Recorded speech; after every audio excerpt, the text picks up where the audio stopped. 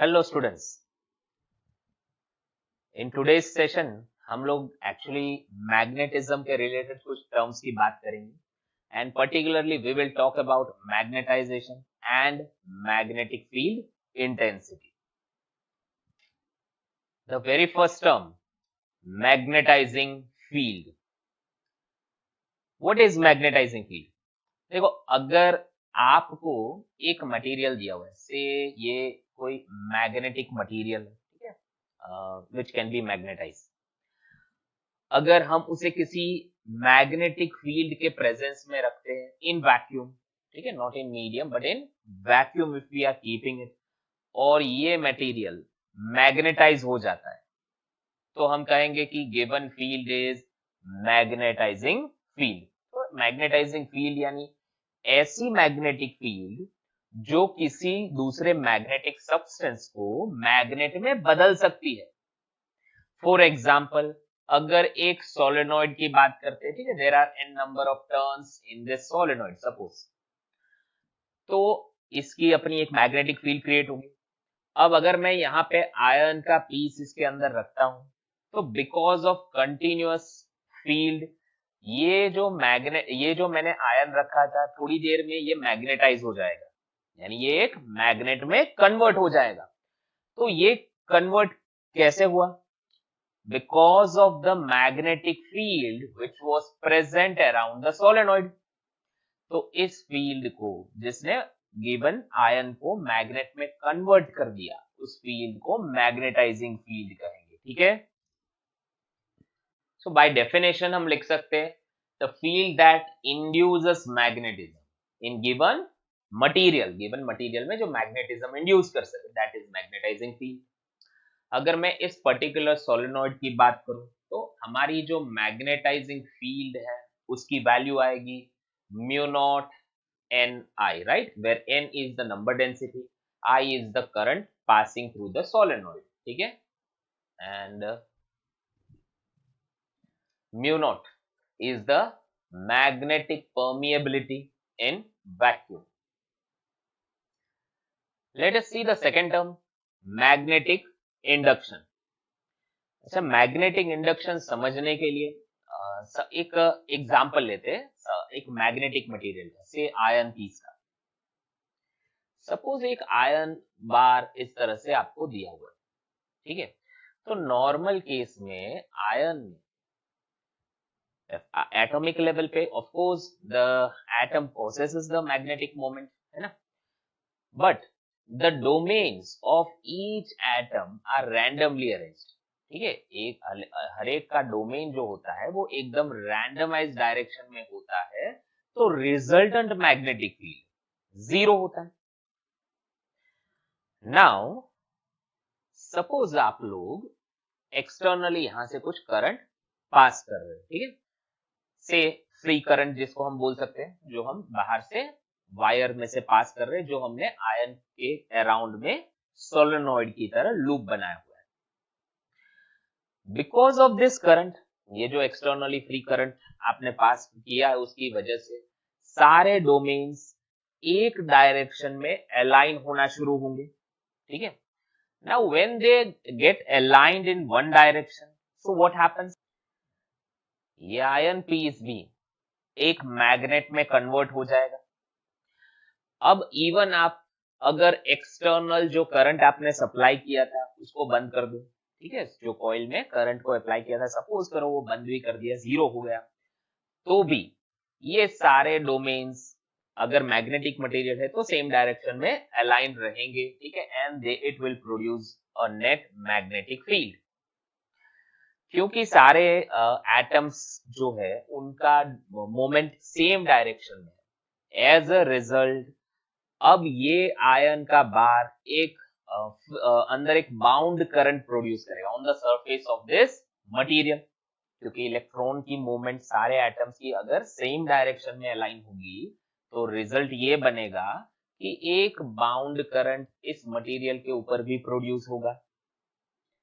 This current is known as magnetizing surface current, और इसकी वजह से मटेरियल में जो मैग्नेटिक फील्ड इंड्यूस हुई है, ठीक है, that is magnetic induction. So this induced magnetic field inside the material is given by the formula mu naught into n im. अगर आप लोग यहाँ पे n नहीं लिखते हो, नंबर ऑफ टर्न्स नहीं है, 1 लेते हो, तो फिर आपका वैल्यू सिर्फ मिलेगा म्यू नॉट इंटू im. ठीक है, so that will be the magnetic induction inside the material. In short आप ये कह सकते हो मैग्नेटिक इंडक्शन यानी जो कॉइल है, ठीक है, जिसमें आप करंट पास कर रहे थे, तो गिवन जो मटेरियल था वो मैग्नेटाइज हो गया. बाद में कॉइल में से अगर आप करंट बंद भी कर देते हो, अगर मटेरियल मैग्नेटिक है तो उसमें एक परमानेंट मैग्नेट की तरह वो बिहेव करेगा. ठीक है, तो इन दैट केस जो मैग्नेटिक करंट इसके ऊपर फ्लो कर रहा है सरफेस के ऊपर, because of the atoms, that current is the magnetising current, और जो मैग्नेटिक फील्ड प्रोड्यूस हुआ है that is known as magnetic induction. अगर इवन इफ ये परमानेंट मैग्नेट की तरह बिहेव नहीं करेगा मटेरियल, तो भी जितनी देर तक आप एक्सटर्नल करंट या फ्री करंट जिसको मैंने बोला है सोलेनोइड में, वो जब तक पास करवाते हो तब तक गिवन मटेरियल मैग्नेटाइज होगा, तो उसकी वजह से सरफेस पे जो करंट, नेट करंट हमें मिलता है, हम उसे मैग्नेटाइजिंग करंट कह सकते हैं. ठीक है, नाउ अगर आप करंट आई यहाँ पे पास कर रहे हो, तो इस सोलेनोइड के अंदर टोटल मैग्नेटिक फील्ड कितनी बनेगी? एक तो बी नॉक, जब ये मटेरियल नहीं होता है तो जो सोलेनोइड के वायर में से लूप की वजह से जो मैग्नेटिक फील्ड प्रोड्यूस हुई, आपने ये प्रीवियस केस में लिखा था, B naught is equal to mu naught N I, जो वैक्यूम में प्रोड्यूस होती है वो, plus because of this material magnetic field और थोड़ा एडिशनल हमें मिलता है, तो total magnetic field will be B naught plus B M. ठीक है, जहां पे Bm is the magnetic induction produced because of this material. Third term is magnetic intensity denoted by H. याद रखना ये एक वेक्टर क्वांटिटी है. ठीक है, magnetic intensity, it is a vector quantity. What is how it is defined? Ability of magnetizing field to magnetize a material medium is called magnetic intensity.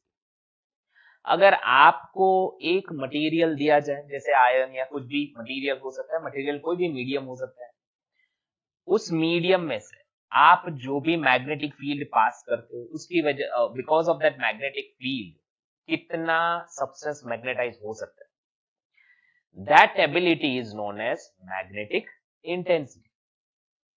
आप इसको magnitude wise ऐसे भी कह सकते हो कि अगर ये एक मटेरियल है हमारा, ठीक है, गिवन आयन बार या ऐसा कोई भी सब्सटेंस, मुझे इसे कुछ हद तक मैग्नेटाइज करना है, तो मैग्नेटाइज करने के लिए हमें कितने ऐसे, फॉर गिवन करंट कितने ऐसे टर्न्स इसके अराउंड में लाने पड़ेंगे. ठीक है, मान लो पर यूनिट लेंथ आप 2 टर्न करते हो तो कुछ मैग्नेटिक फील्ड मिलेगी आपको. 2 की जगह अगर मान लो 5 बार आपने वायर को टर्न किया पर यूनिट लेंथ, ठीक है, हमारा ये वायर है, सपोज करो ये मटेरियल है, ठीक है, इतने पोर्शन में मैं चाहूं तो यहाँ पे 2 बार वायर का लूप टर्न बना सकता हूँ, और चाहूं तो 10 टर्न ऐसे बना सकता हूँ. फर्क क्या पड़ेगा? जब मैं 2 टर्न्स लूंगा तो जो मैग्नेटिक फील्ड प्रोड्यूस होगा वो कम होगा, यानी गिवन सब्सटेंस वीकली मैग्नेटाइज होगा.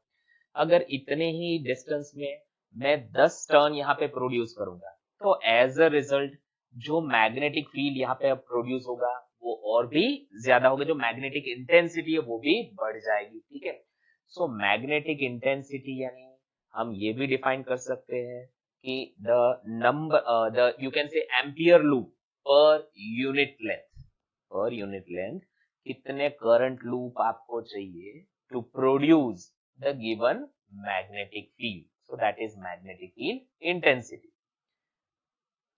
मैथमेटिकली मैं यहाँ पे लिख सकता हूं H is equal to Ni. H is magnetic intensity, N is the number of turns per unit length into the current which is flowing through the given wire. अच्छा, you also know that कि B naught आगे हमने लिखा था it is equal to mu naught into N I, तो I can substitute instead of N I मैं H लिख सकता हूँ B naught is equal to mu naught into H, hence H magnetic field intensity is equal to B naught by mu naught. इसका SI unit क्या बनेगा? आप लोग यहां से ही इसका unit H is equal to N I से यूनिट बना सकते हो। करंट का यूनिट एम्पियर होता है, एन यानी नंबर डेंसिटी है, तो नंबर अपॉन लेंथ होता है ना, N is equal to total number of turns upon length, so that's why SI unit इसका बनेगा एम्पियर पर मीटर, और इसका dimensional formula L minus 1 A1, so that is the dimensional formula.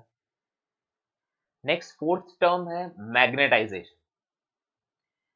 Suppose आपको ये material दिया हुआ है, ठीक है, iron, as we were talking about it, iron bar या सब कुछ भी, हमने इसको किसी एक्सटर्नल मैग्नेटिक फील्ड में रखा।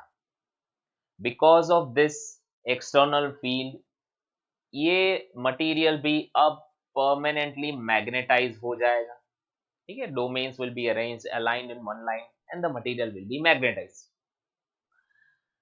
Now the net magnetic moment produced per unit volume, आप लोग पर यूनिट वॉल्यूम देखो, पर यूनिट वॉल्यूम कितना मैग्नेटिक मोमेंट प्रोड्यूस होता है, that is known as magnetisation. ये भी एक वेक्टर क्वांटिटी है, ठीक है, this is also a vector quantity.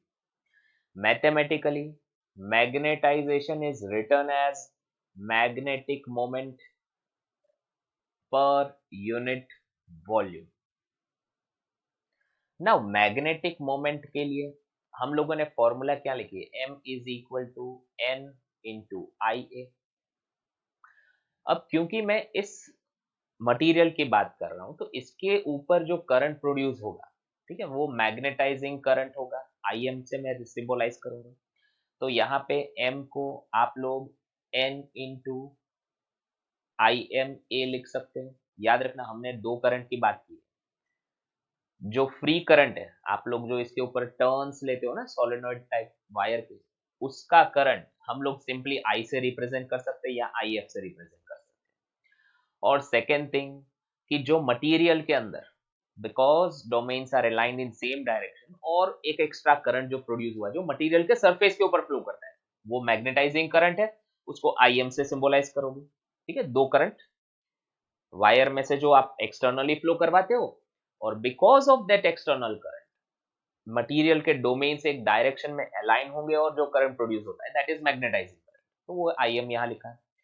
नीचे वॉल्यूम, अब वॉल्यूम किसी सोलेनॉइड के लिए या बार मैग्नेट के लिए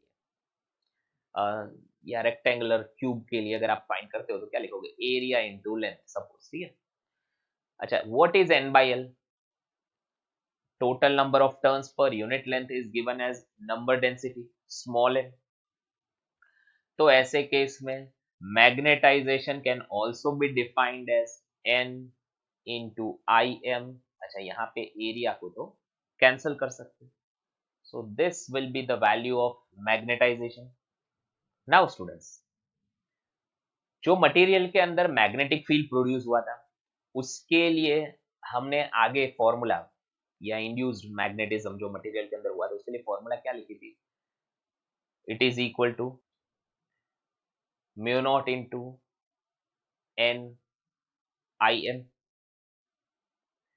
लुक एट दिस वन, ये वाला पार्ट देखो, देखो यहाँ पे B M is equal to mu naught into N I M लिखा था। Now N into I M को आप कैपिटल एम से रिप्लेस कर सकते हो मैग्नेटाइजेशन से, तो बी एम क्या मिलेगा, mu naught into M, right. Now students, इस मटेरियल में टोटल मैग्नेटिक फील्ड क्या बनेगी, देखो एक तो जो एक्सटर्नल हमने वायर जो बाउंड किया था उसकी वजह से मैग्नेटिक फील्ड बनेगी, प्लस जो मटेरियल अंदर है उसका एक एडिशनल मैग्नेटिक फील्ड होगा, इंड्यूस मैग्नेटिक फील्ड, ठीक है। You can see this here, देखो टोटल मैग्नेटिक फील्ड हमने क्या लिखा था, B naught plus B M, जिसमें बी नॉट जो है वो नॉर्मल वायर का मैग्नेटिक फील्ड होता था सोलेनॉइड का, और उसका हमने फॉर्मूला ये लिखा है B naught is equal to mu naught into H, साथ में बी एम मैग्नेटाइजिंग इंटेंसिटी के लिए आपने फॉर्मूला लिखा है mu naught into M. So now the total magnetic field that is equal to B naught plus Bm. B naught की जगह पे आप लिख सकते हो म्यू नॉट इंटू एच, और Bm की जगह mu naught into M. So hence B is equal to mu naught into H plus M मिलेगा, है ना. Total magnetic field produced inside a solenoid, ठीक है, when some other magnetic material is also there, तो हमारा total magnetic field इतना होगा. यहाँ पे ये बात ध्यान में रहे, unit of H and M, ये दोनों के यूनिट सेम है, ठीक है, that is ampere per metre. Next fifth term students, that is magnetic permeability. Mu से डिफाइन करते हैं. How it is defined? It is extent to which material can be penetrated or permeated by the magnetic field. अगर आपको कोई material दिया जाए तो किस एक्सटेंट तक आप उसे मैग्नेटाइज कर सकते हो या परमिट करता है मैग्नेटिक फील्ड को, दैट इज मैग्नेटिक परमिएबिलिटी. जितनी ज्यादा परमिएबिलिटी होगी मटेरियल उतना बेटर वे से मैग्नेटाइज हो सकता है. So also it can be defined as ratio of magnetic induction to magnetic intensity. So mu is equal to B by H. अब magnetic field का यूनिट क्या होता है, टेस्ला, और मैग्नेटिक इंटेंसिटी का एम्पियर पर मीटर. तो इससे ही unit of permeability can be written as Tesla ampere per meter. Next, let's talk about dimensions of mu. Okay, so for the dimensions of mu, सबसे पहले B के dimensions आपको चाहिए, ठीक, magnetic field के. So the dimension of B is equal to m1t minus 2n a minus 1. H के dimensions that is equal to L minus 1 A1. Now using this two, आपको mu के dimension मिल जाएंगे M1 L1 T minus 2 A minus 2, ठीक है. So this can be asked, इसे ध्यान में रखना, ठीक है. So these are the dimensions of magnetic permeability. Sixth, next term, relative permeability, ratio of the permeability of medium to that of free space. Mu r that is equal to mu upon mu naught, जहाँ पे mu naught जो है वो free space का permeability होता है. Actually ये quantity एक रेशियो है, इसलिए डायमेंशनलेस होगा. Next term is magnetic susceptibility. इसको सिंबलाइज किया जाता है काई एम से, ठीक है, ग्रीक लेटर है काई, तो उसी से सिंबलाइज किया गया. Now what is magnetic susceptibility? तो देखो, magnetisation is directly proportional to magnetic intensity. So m is proportional to h, है ना, it depends on h. So m is equal to some proportionality constant into h. यहाँ पे हमारा proportionality constant होगा magnetic susceptibility या chi into h, ठीक है. So chi is equal to m by h. अब देखो, मैग्नेटाइजेशन और मैग्नेटिक इंटेंसिटी दोनों की यूनिट सेम है, एम्पियर पर मीटर. हेंस काई एम यानी कि magnetic susceptibility is a dimensionless quantity, it has no units. ठीक है, इसका कोई यूनिट नहीं होता है, ये डायमेंशनलेस होता है. Next here the last part here theory में, रिलेशन बिटवीन मैग्नेटिक परमिएबिलिटी यानी कि म्यू एंड मैग्नेटिक ससेप्टिबिलिटी यानी कायम, इन दोनों के बीच में आपको रिलेशनशिप फाइंड करना है. Now for that you know that B is equal to mu naught into H plus M. ये ऑलरेडी हमने डिराइव किया था, राइट. नाउ आपको ये भी पता है फ्रॉम हियर कि M is equal to chi M into H. So let us replace this. B is equal to mu naught into H plus chi M into H, right, जहां पे chi क्या represent करता है, magnetic susceptibility. चलो H को common निकालते हैं, तो B is equal to mu naught into 1 plus chi M into H. Now from this part you see mu is equal to B by H, तो आप H को H mu H is equal to B ये लिख सकते हो ना, magnetic field is equal to mu into H. So let us compare this equation. B is equal to mu H. Comparing these two parts, आपको mu क्या मिलेगा, mu naught into 1 plus chi M. Here further mu by mu naught, that is equal to 1 plus chi M होगा, and mu by mu naught can be written as mu r, relative permittivity. तो relative permeability, so that is equal to 1 plus chi M मिलेगा. ठीक है, so this gives relation between the magnetic permeability and magnetic susceptibility.